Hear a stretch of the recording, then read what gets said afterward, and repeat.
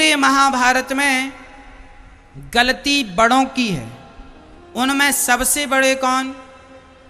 सबसे बड़े तो पितामह भीष्म थे, पर पूरी गलती हम पितामह भीष्म के कंधे पर नहीं डाल सकते। सबसे बड़ी गलती है धृतराष्ट्र की।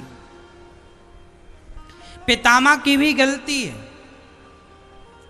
पितामह को चाहिए था कि दुर्योधन की हत्या कर देते। कब?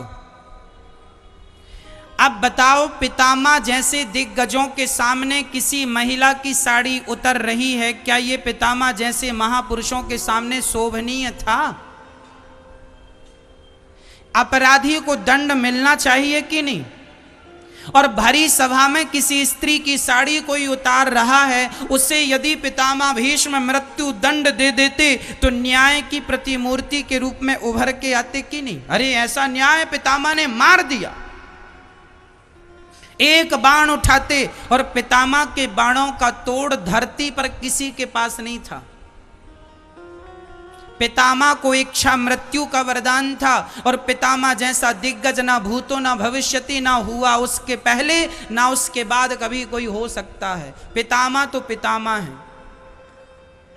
पितामह भीष्म यदि चाहते दुर्योधन को उसी समय मार देते जब उसने ये कहा था।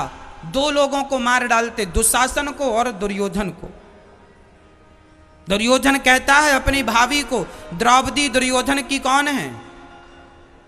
भाई धृतराष्ट्र और पांडु ये एक बाप की संतान है, भाई भाई है, मां अलग अलग है। तो जो धर्मराज युधिष्ठिर थे वह दुर्योधन के बड़े भाई थे, चाचा के लड़के, काका के लड़के। तो काका का लड़का भी तो हमारा भाई ही होता है, और बड़ा है तो बड़ा भाई होता है। तो ये जो द्रौपदी थी, इस रिश्ते से बताओ द्रौपदी दुर्योधन की क्या लगी?